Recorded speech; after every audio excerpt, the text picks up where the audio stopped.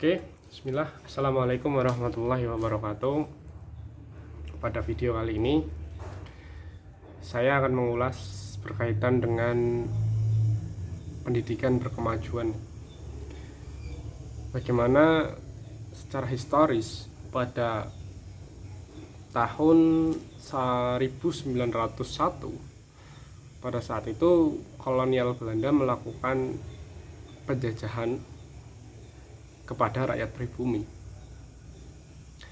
Setelah tahun itu kemudian muncullah tokoh-tokoh yang memikirkan bagaimana pendidikan untuk rakyat pribumi, mencerdaskan kehidupan bangsa, yang tujuannya supaya rakyat pribumi berhasil keluar dari penjajahan dan merdeka.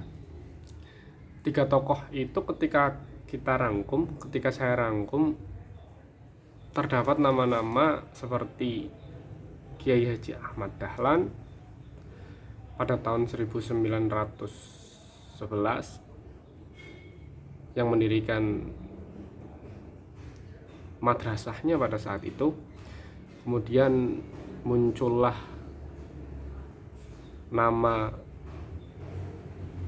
Muhammad Syafi'i, dan kemudian muncul juga nama Ki Hajar Dewantara yang mendirikan Taman Siswa pada tahun 1922. Selanjutnya, dari ketiga tokoh yang benar-benar memikirkan bagaimana masyarakat pribumi supaya keluar dari keterbelakangan, kebodohan, coba kita fokuskan kepada salah satu tokoh yang mana beliau Kiai Ahmad Dahlan, yang mendirikan madrasah mu'alimatnya pada saat itu di tahun 1911. Oke. Kiai Dahlan merupakan sosok kiai ulama dari Muhammadiyah. Beliau juga sebagai pendiri Muhammadiyah, tokoh Muhammadiyah, pahlawan di negara Indonesia. Berkaitan dengan pendidikan berkemajuan, konsepsi pendidikan ala Kiai Dahlan, yakni yang pertama, bagaimana beliau memfokuskan pada sosial pedagogis.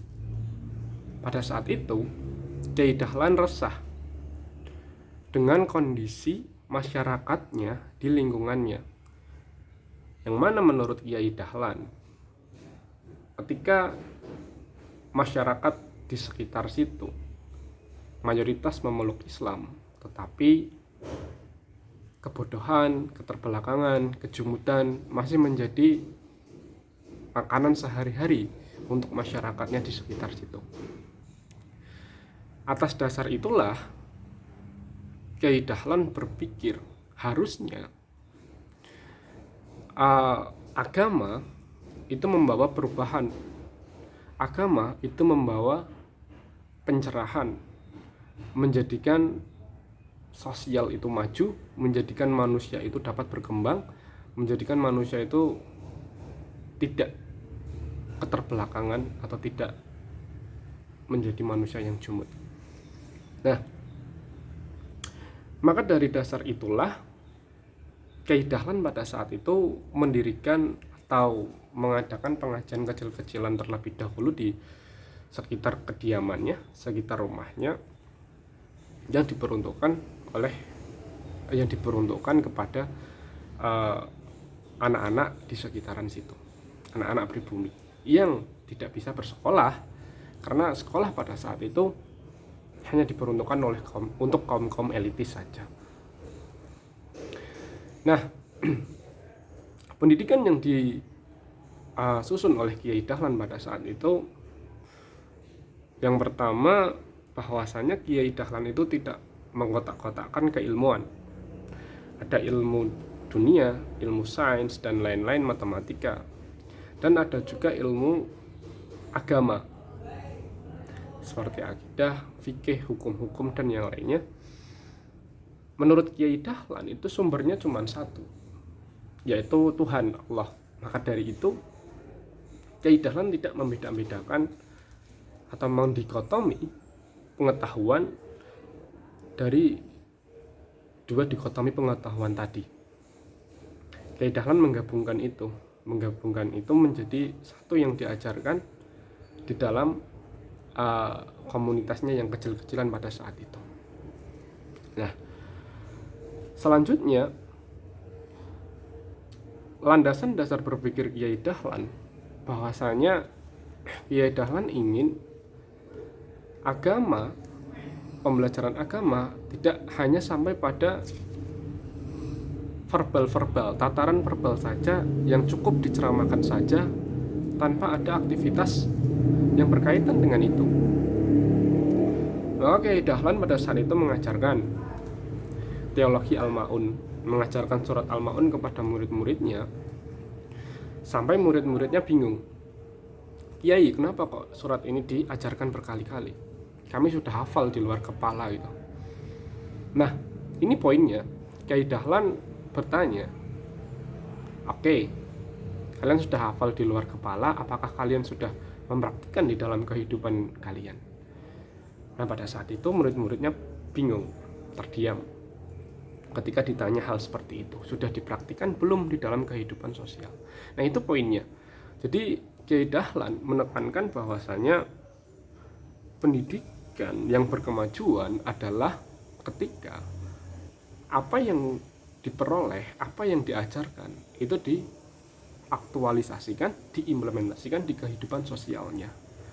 Atas dasar itulah nantinya akan berdampak pada kemajuan sosial, akan berdampak dengan kemajuan berpikir, kemajuan dari perkembangan-perkembangan yang ada untuk masyarakat di sekitar.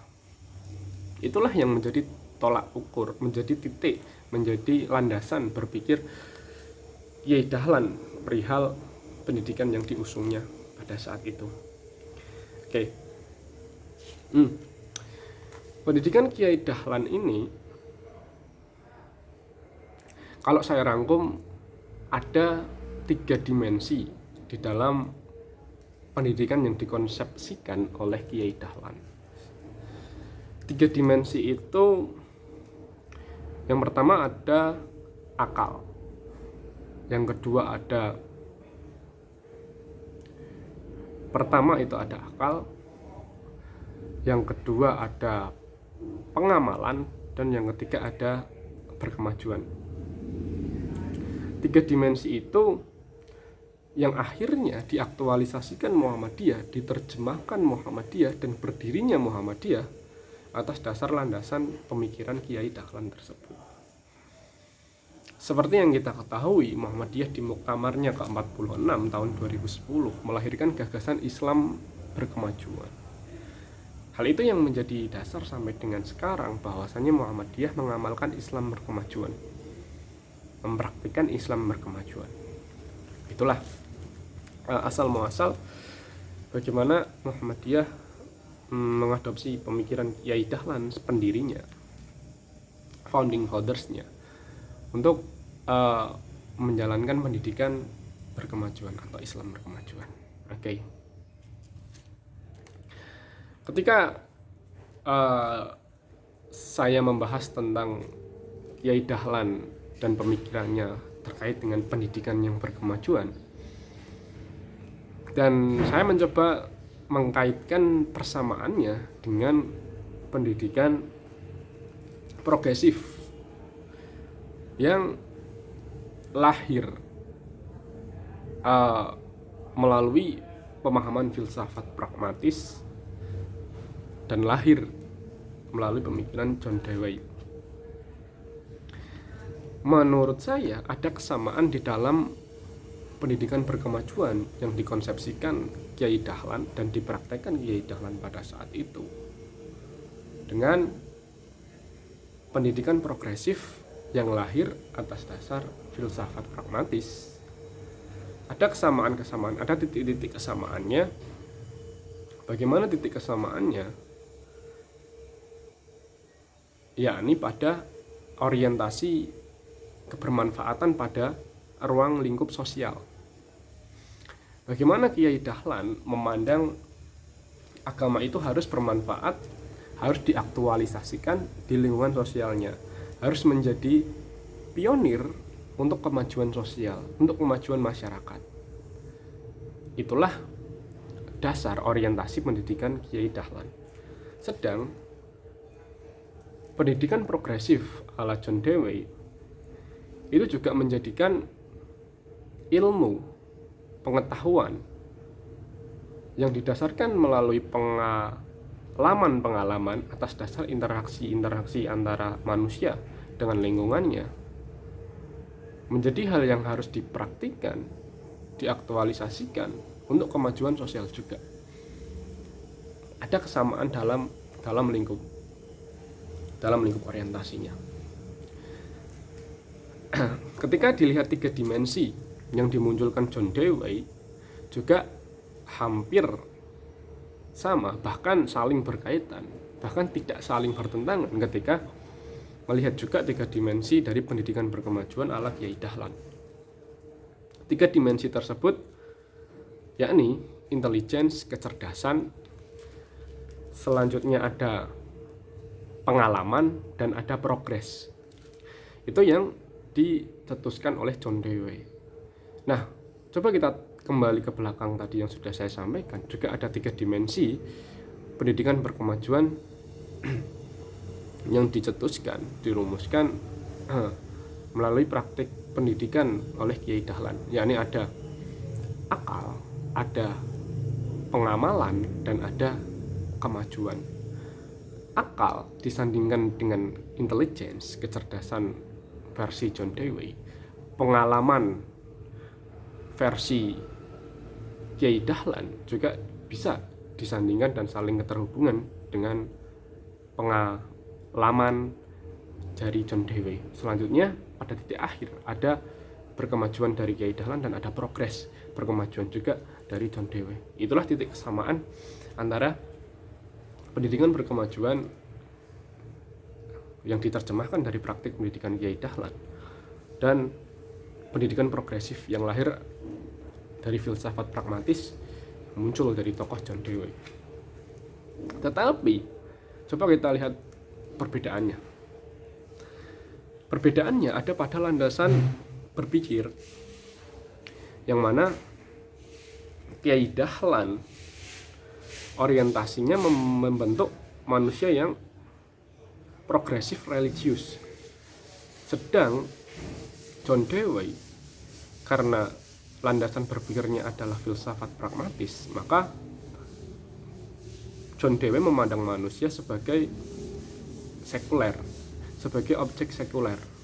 Beda dengan Kiai Dahlan yang memandang manusia sebagai khalifah, objek religius. Maka landasan berpikir itulah yang menjadikan berbeda. Kiai Dahlan orientasinya progresif religius, sedangkan John Dewey orientasinya yakni progresif sekuler. Itulah mungkin landasan berpikir yang menjadikan berbeda. Tetapi pada orientasinya, pada muaranya, yakni sama-sama bagaimana pengetahuan dapat diaktualisasikan dan dapat menjadi tonggak pionir kemajuan sosial.